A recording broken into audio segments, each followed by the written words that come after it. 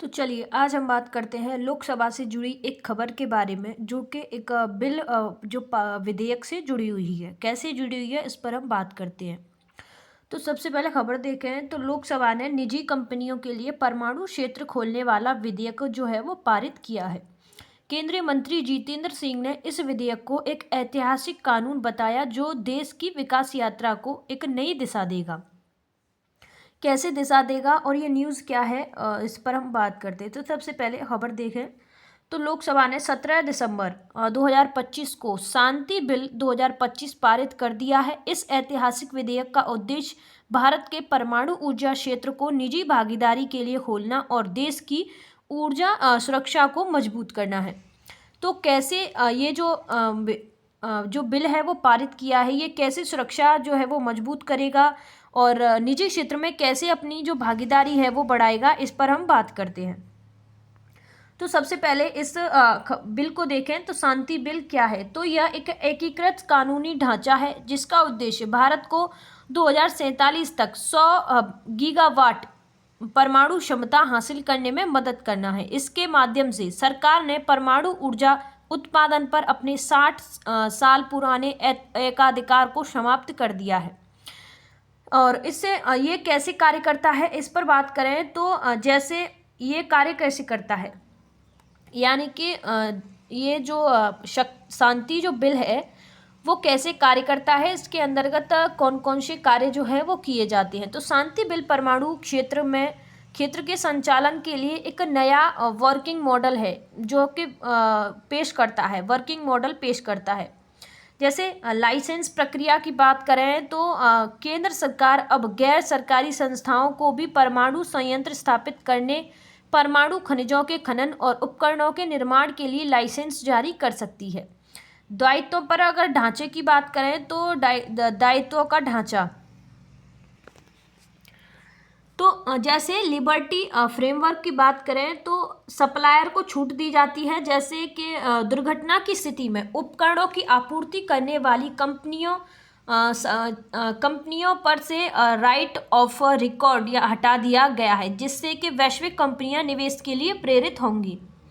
वहीं ऑपरेटर की सीमा जो है वो उसकी बात करें तो हर्जाने की जिम्मेदारी ऑपरेटर पर होगी, जिसे रिएक्टर की क्षमता के आधार पर 100 करोड़ या 3000 करोड़ के बीच कैप सीमित किया गया है। अब बात करें नियामक नियंत्रण यानी कि रेगुलेटरी ओवरसाइट की बात करें तो AERB शक्ति जैसे कि भारतीय परमाणु नियामक बोर्ड को अब वैधानिक दर्जा प्राप्त है, जिससे वह अधिक स्वतंत्र रूप से सुरक्षा और मानक सुनिश्चित करेगा। रणनीतिक नियंत्रण की बात करें इसी के अंतर्गत तो सरकार ने यूरेनियम संवर्धन खर्च किए गए ईंधन का पुनर्संसाधन और कचरा प्रबंधन जैसे संवेदनशील कार्य पूरी तरह अपने आप सुरक्षित रखे हैं। वहीं बात करें विवाद निपटान की तो परमाणु संचालन से जुड़े विवादों और मुआवजे के दावों के समाधानों के लिए विशेष परमाणु न्यायाधिकरण, न्यूक्लियर ट्रिब्यूनल और परमाणु क्षति दावा आयोग का गठन किया जाएगा। विविध उपयोग की बात करें तो यह कानून केवल बिजली तक सीमित नहीं है, यह कृषि, फसल संरक्षण, स्वास्थ्य यानी कि कैंसर उपचार और उद्योग जैसे क्षेत्रों में परमाणु अनुसंधान को बढ़ावा देने का कार्य करता है। इसका अगर मैं निष्कर्ष बताऊं तो यह बिल निजी पूंजी और तकनीकी को आकर्षित कर ऊर्जा सुरक्षा सुनिश्चित करने के लिए सिद्धांत पर कार्य करता है, जबकि सुरक्षा और रणनीतिक नियंत्रण सरकार के हाथों में ही रहता है। जो सरकार है उसी के हाथों में इसका जो नियंत्रण है वो रहता है। अब हम बात करें निजी क्षेत्र में इसके प्रवेश के बारे में तो लोकसभा द्वारा पारित शांति बिल 2025 की सबसे क्रांतिकारी विशेषता भारत के परमाणु ऊर्जा क्षेत्र में निजी क्षेत्र यानी कि प्राइवेट सेक्टर का प्रवेश है। कैसे प्रवेश है तो इससे जुड़े जो मुख्य बिंदु हैं, इस बदलाव से जुड़े मुख्य बिंदु जिनमें शामिल है सरकारी एकाधिकार का अंत। अभी तक परमाणु ऊर्जा उत्पादन पूरी तरह से सरकारी उपक्रमों जैसे कि nuclear power corporation of India NPCIL और भारतीय नाभिकीय विद्युत निगम भाविनी के पास था। अब परमाणु ऊर्जा अधिनियम 1962 में संशोधन के बाद भारतीय निजी कंपनियों भी परमाणु संयंत्रों का स्वामित्व और संचालन कर सकेंगी। निवेश में अगर वृद्धि की बात करें तो सरकार का लक्ष्य अगले 2 दशकों में लगभग $100 बिलियन का निवेश आकर्षित करना है। निजी भागीदारी से परमाणु ऊर्जा परियोजनाओं के लिए लगने वाली जो भारी पूंजी का समस्या का समाधान होगा। SMR पर अगर जोर की बात करें तो इसका जो फुल नेम है वो है स्मॉल मॉड्यूलर रिएक्टर्स पर जोर की बात करें तो निजी क्षेत्र को विशेष रूप से छोटे मॉड्यूल्स रिएक्टर्स को निर्माण के लिए प्रोत्साहित किया जाएगा। ये रिएक्टर आकार में छोटे, बनाने में आसान और सुरक्षित माने जाते हैं, जिन्हें औद्योगिक परिसरों के साथ भी स्थापित किया जा सकता है। विदेशी अगर निवेश की बात करें तो हालांकि जो प्राथमिक नियंत्रण है वो भारतीय कंपनियों के पास रहेगा, लेकिन यह बिल परमाणु क्षेत्र में विदेशी प्रत्यक्ष निवेश के लिए भी रास्ता साफ करता है, जिससे वैश्विक तकनीकी और पैसा भारत आ सकेगा। प्रतिबंध और सुरक्षा की बात करें तो निजी कंपनियों को रिएक्टर चलाने की अनुमति होगी, लेकिन यूरेनियम जैसे ईंधन की आपूर्ति और परमाणु कचरे यानी कि न्यूक्लियर वेस्ट के प्रबंधन पर अभी भी केंद्र सरकार का बड़ा नियंत्रण रहेगा। यह अगर बात करें पुराने कानूनों के अंत के बारे में तो लोकसभा द्वारा 17 दिसंबर 2025 को पारित शांति बिल 2025 ने भारत के परमाणु क्षेत्र को नियंत्रित करने वाले 2 पुराने कानूनों को पूरी तरह से समाप्त कर दिया, यानी कि रिपील कर दिया है। कौन से वो कानून हैं जो समाप्त कर दिए गए हैं? तो वो है सबसे पहला है परमाणु ऊर्जा अधिनियम 1962। यह 60 साल से भी अधिक पुराना कानून था, जिसने परमाणु क्षेत्र में पूरी तरह सरकारी एकाधिकार यानी कि मोनोपोली स्थापित किया हुआ था। पुराने कानून के तहत केवल सरकारी कंपनियों को ही परमाणु संयंत्र संचालित करने की अनुमति थी। नया बिल इस कानून को हटाकर निजी कंपनियों और विदेशी निवेश के लिए रास्ता खोलता है। सेकंड जो कानून है वो है परमाणु क्षति के लिए नागरिक दायित्व अधिनियम 2010। हाँ, इसकी बात करें तो यह कानून परमाणु दुर्घटना की स्थिति में मुआवजे और जिम्मेदारी से जुड़ा हुआ है। जैसे इसकी धारा 17B सबसे विवादास्पद थी, जो ऑपरेटर को यह अधिकार देती थी कि वह उपकरण आपूर्ति वाली कंपनी सप्लायर से हर्जाना मांग सके। विदेशी कंपनियां जैसे कि अमेरिका की वेस्टिन हाउस या फ्रांस की EDF इस धारा के कारण भारत में काम करने से हिचकती थीं। शांति बिल ने इस सप्लायर लायबिलिटी आपूर्ति की जिम्मेदारी को हटा दिया है, जिससे अब हर्जाने की मांग केवल तभी हो सकेगी जब वह अनुबंध यानी कि कॉन्ट्रैक्ट में लिखित रूप से शामिल हो। अब बात करें इस कानून का अंत जो है उसका कारण क्या है। इस कानून के अंत का कारण क्या है? तो सरकार के अनुसार ये कानून वर्तमान समय की ऊर्जा जरूरतों और वैश्विक मानकों के लिए अप्रासंगिक और बाधा बन चुके हैं। ये नए बिल के माध्यम से एक एकीकृत कानूनी ढांचा यानी कि यूनिफाइड लीगल फ्रेमवर्क तैयार किया गया है, ताकि भारत 2047 तक 100 गीगावाट परमाणु ऊर्जा का लक्ष्य हासिल कर सके। अब बात करें लक्ष्य 2047 क्या है, तो सबसे पहले इसको देखें, फिर इससे जुड़े जो बिंदु हैं उनको देखेंगे। तो भारत सरकार ने विकसित भारत 2047 के विजन के साथ परमाणु ऊर्जा के लिए एक अत्यंत महत्वाकांक्षी निर्धारित लक्ष्य जो है वो निर्धारित किया है। शांति बिल 2025 इसी विजन को साकार करने की दिशा में एक प्रमुख कदम है। कैसे कदम है, इसकी प्रमुख जो विशेषताएं हैं उन पर बात करेंगे। तो जैसे कि इसकी प्रमुख विशेषता है 100 गीगावाट क्षमता का लक्ष्य। सरकार का लक्ष्य वर्ष 2047 तक भारत की परमाणु ऊर्जा क्षमता को बढ़ाकर 100 गीगावाट करना है। वर्तमान में 2025 में यह क्षमता लगभग 8.8 गीगावाट है, जिसका अर्थ है कि अगले 2 दशकों में इसे लगभग 11 गुना बढ़ाने की योजना है। ऊर्जा मिश्रण में अगर बदलाव की बात करें तो वर्तमान में भारत की बिजली उत्पादन में परमाणु ऊर्जा का योगदान केवल 3% के आसपास है। 2047 तक इसे बढ़ाकर ऊर्जा सुरक्षा का एक मुख्य स्तंभ बनाने का लक्ष्य है, ताकि कोयले पर निर्भरता कम की जा सके। नेट जीरो 2070 की बात करें तो इसकी 2070 की बात करें तो यह लक्ष्य भारत के 2070 तक नेट जीरो उत्सर्जन यानी कि कार्बन तटस्थता के वैश्विक संकल्प को पूरा करने के लिए महत्वपूर्ण है।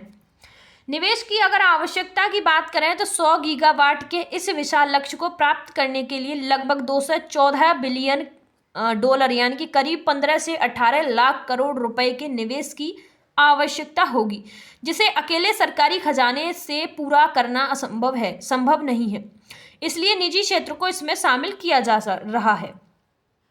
निवेश की अगर आवश्यकता की बात करें, आवश्यकता की बात नहीं, अगर एसएमआर और स्वदेशी तकनीक की बात करें तो इस लक्ष्य के अंतर्गत 2033 तक कम से कम 5 स्वदेशी छोटे मॉड्यूलर रिएक्टर्स यानी कि एसएमआर स्थापित करने और थोरियम आधारित परमाणु कार्यक्रम को आगे बढ़ाने पर भी जोर दिया गया है।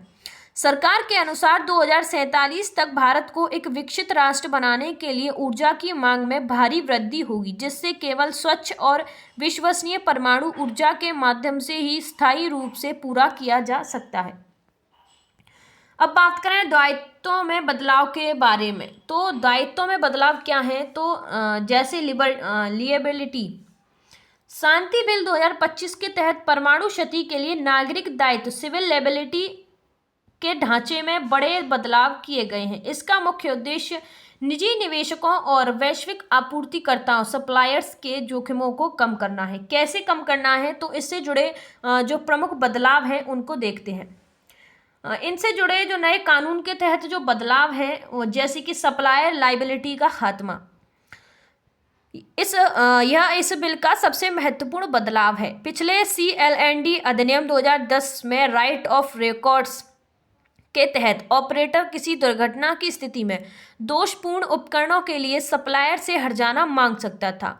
नए बिल ने इस प्रावधान को हटा दिया, जिससे अब हर्जाने की जिम्मेदारी केवल ऑपरेटर की होगी जब तक कि अनुबंध में कुछ न कुछ लिखा हो। अगर श्रेणीबद्ध दायित्व सीमा की बात करें तो पुराने कानून में ऑपरेटर के लिए 1500 करोड़ की एक समान सीमा थी। नए बिल में रिएक्टर की क्षमता के आधार पर इस सीमा को 100 करोड़ से 3000 करोड़ के बीच तय किया गया है। सरकार की अगर जिम्मेदारी की बात करें तो यदि दुर्घटना से होने वाला नुकसान ऑपरेटर की तय सीमा जैसे कि 3000 करोड़ से अधिक होता है तो अतिरिक्त मुआवजे की जिम्मेदारी केंद्र सरकार उठाएगी।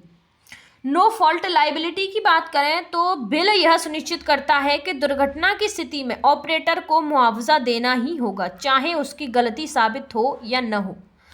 अनिवार्य सीमा की बात करें तो सभी परमाणु संयंत्र ऑपरेटरों के लिए इंडियन न्यूक्लियर इंश्योरेंस पूल के माध्यम से बीमा या वित्तीय सुरक्षा बनाए रखना अनिवार्य कर दिया गया है, ताकि मुआवजे की राशि तुरंत उपलब्ध हो सके।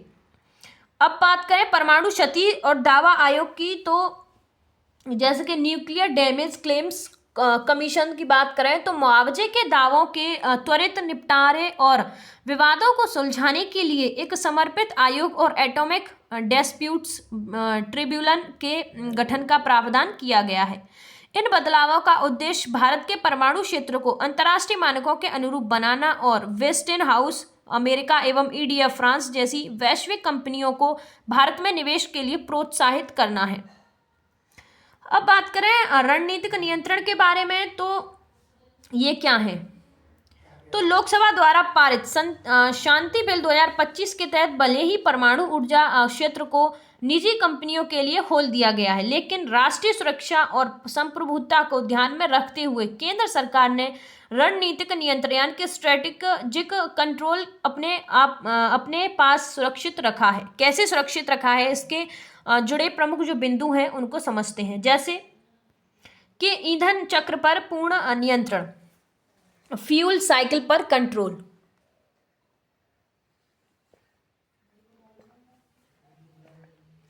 यूरेनियम का खनन यानी कि माइनिंग, संवर्धन यानी कि इनरिचमेंट और खर्च किए गए ईंधन का पुनर्संसाधन यानी कि रिप्रोसेसिंग, पूरी तरह से केंद्र सरकार के अधीन रहेगा। निजी कंपनियों को लेकर बिजली बनाने की अनुमति होगी, परमाणु ईंधन बनाने की नहीं। परमाणु ऊर्जा विभाग इन गतिविधियों की निगरानी करेगा। परमाणु कचरा प्रबंधन की बात करें तो न्यूक्लियर वेस्ट मैनेजमेंट की, तो परमाणु कचरे के निपटान और प्रबंधन की अंतिम जिम्मेदारी सरकार की होगी और निजी ऑपरेटरों को सरकार द्वारा निर्धारित कड़े सुरक्षा मानकों का पालन करना होगा और कचरा सरकारी एजेंसियों को ही सौंपना होगा। गोपनीय और डेटा सुरक्षा की बात करें तो परमाणु रिएक्टर्स के डिजाइन, स्थान और सुरक्षा से संबंधित संवेदनशील जानकारी को आधिकारिक गोपनीय अधिनियम ऑफिशियल सीक्रेट एक्ट के तहत रखा गया है।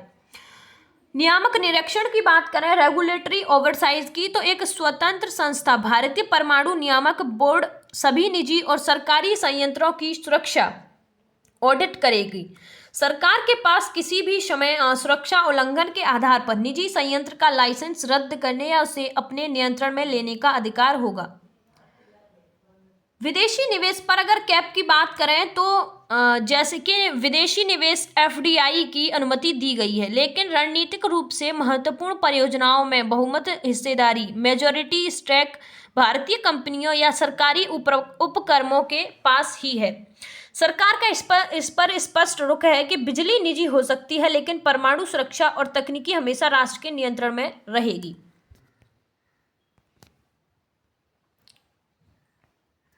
अब बात करें विरोध और वॉकआउट के बारे में तो 17 दिसंबर 2025 को लोकसभा में शांति बिल पारित किए जाने के दौरान विपक्ष ने कड़ा विरोध किया और अंततः सदन से वॉकआउट यानी कि बहिर्गमन कर दिया। विपक्ष के मुख्य तर्क और विरोध के कारण इस प्रकार हैं, जैसे कि किस प्रकार हैं उस पर हम बात करते हैं। विपक्ष के मुख्य जो तर्क है विरोध के कारण इस प्रकार है, जैसे कि सप्लायर लायबिलिटी का मुद्दा, आपूर्तिकर्ता की जिम्मेदारी का मुद्दा। विपक्षी दलों विशेषकर कांग्रेस के मनीष तिवारी ने उपकरणों की आपूर्ति करने वाली कंपनियों को जवाबदेही से मुक्त करने का कड़ा विरोध किया। उन्होंने तर्क दिया कि दोषपूर्ण उपकरणों की स्थिति में भी सप्लायर को जिम्मेदार न ठहराना जनता की सुरक्षा के साथ खिलवाड़ है। संसदीय समिति को भेजने की अगर मांग की बात करें तो विपक्षी सांसदों जैसे कि शशि थरूर और सौगत राय ने मांग की कि इस विधेयक को विस्तृत जांच के लिए स्थायी समिति यानी कि स्टैंडिंग कमेटी या संयुक्त संसदीय समिति जेपीसी के साथ पास भेजा जाए, क्योंकि यह एक अत्यंत संवेदनशील और जोखिम भरा क्षेत्र है। सुरक्षा और निजीकरण पर चिंता की बात करें तो विरोधियों ने इसे लाभ का निजीकरण और जोखिम का समाजीकरण करार दिया। उन्होंने सवाल उठाया कि क्या निजी कंपनियां लाभ कमाने के चक्कर में सुरक्षा मानकों से समझौता करेंगी। विदेशी कंपनियों का रेड कारपेट स्वागत। समाजवादी पार्टी के सदस्यों ने आरोप लगाया है कि यह बिल विदेशी कंपनियों विशेष रूप से अमेरिकी और फ्रांसीसी को लाभ पहुंचाने के लिए लाया गया है, जो मेक इन इंडिया की भावना के विपरीत है। पर्यावरण और कचरा प्रबंधन की बात करें तो विपक्ष ने परमाणु कचरे न्यूक्लियर वेस्ट के निपटान के लिए एक ठोस वैधानिक ढांचे के अभाव पर भी सवाल उठाए हैं। इन चिंताओं पर सरकार के जवाब से संतुष्ट न होने के कारण विपक्षी दलों ने मतदान से पहले वॉकआउट किया, जिसके बाद बिल को ध्वनि मत वॉइस वोट के से पारित कर दिया गया। आर्थिक अगर आयामों की बात करें तो आर्थिक आयाम क्या है, तो एफडीआई और निवेश। यह विधेयक परमाणु ऊर्जा क्षेत्र में 49% तक विदेशी प्रत्यक्ष निवेश की अनुमति देता है। इससे न केवल विदेशी पूंजी भारत आएगी बल्कि उन्नत वैश्विक तकनीक का लाभ भी मिलेगा। औद्योगिक अगर विकास की बात करें तो आर्टिफिशियल इंटेलिजेंसी, डेटा सेंटर और सेमीकंडक्टर निर्माण जैसे आधुनिक उद्योगों को 24/7 बिजली की आवश्यकता होती है और परमाणु ऊर्जा इन क्षेत्रों के लिए एक स्थिर और भरोसेमंद आधार प्रदान करेगी। विवाद समाधान तंत्र की बात करें तो बिल में एक समर्पित ऑटोमिक डिस्प्यूट्स ट्रिब्यूनल और न्यूक्लियर डैमेज क्लेम्स कमीशन के गठन का प्रावधान है। यह निवेशकों को एक कानूनी सुरक्षा चक्र प्रदान करेगा और व्यापार करने से आसानी एज ऑफ डूइंग बिजनेस को बढ़ावा देगा।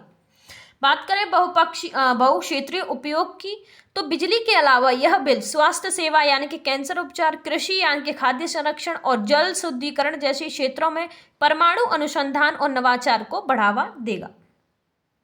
अब बात करें राजनीतिक जो आयाम है उनके बारे में, यानी कि पॉलिटिकल पॉइंट्स के बारे में। तो भू राजनीतिक स्थिति, जियो पॉलिटिक्स की बात करें तो सरकार का मानना है कि भारत को वैश्विक स्तर पर एक बड़ा खिलाड़ी बनने के लिए वैश्विक मानकों और रणनीतियों का पालन करना होगा।